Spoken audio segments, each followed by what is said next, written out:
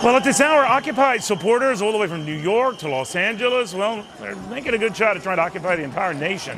It's already getting nasty. It is already getting a lot of places violent. And now my next guest is demanding an apology from Nancy Pelosi and other liberals for getting way too cozy with the movement she says is clearly a sham. Lisa Fritsch is with the conservative group Project 21. Lisa, they don't see themselves that way. They think they have a legitimate beef. The violent aspects are the exception, not the routine. What do you say?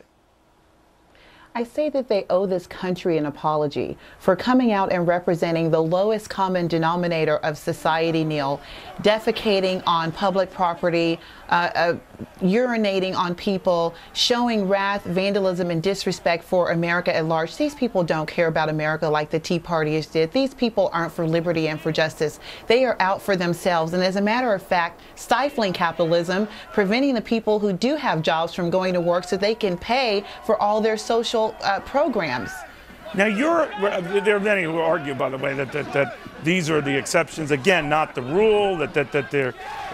These incidents of the kind we say are far more uncommon than common, but they do get a lot of attention right now. Oh, it's too late. It's too late for them to say that. Lisa, but then you are particularly angry at some prominent Democrats for immediately backing this cause after so quickly attacking the Tea Party cause. Explain.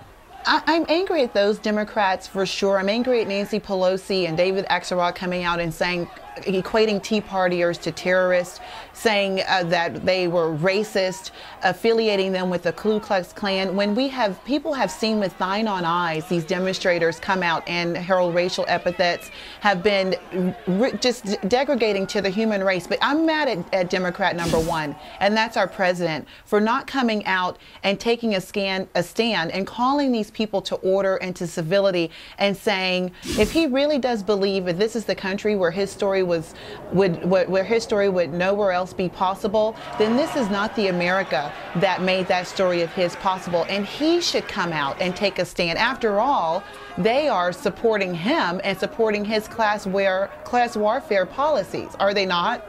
Well, you know, not all of them. I mean, I have been down with some of them. I said on this show before, some of them thought I was Hannity, just with a humongous weight gain. But one of the things they did raise with me, Lisa, is that we don't flip over the president either. Not all of them, but we don't like the way the system itself is broken down. Now, regardless of how they're sending that message and protesting that rant, is there something, what they say, that the one thing that unites them with the Tea Partiers is frustration with a system that seems broken down?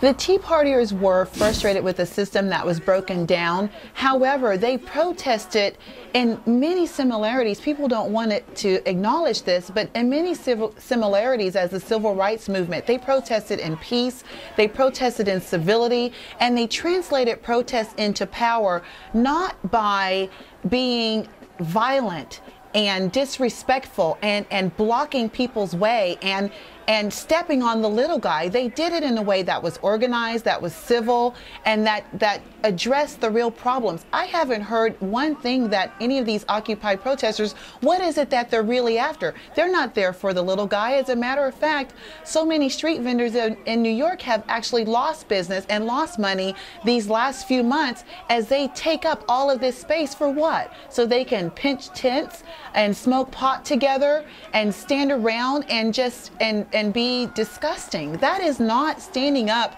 for American rights. They're standing up to take our rights away from us. Lisa, thank you very much.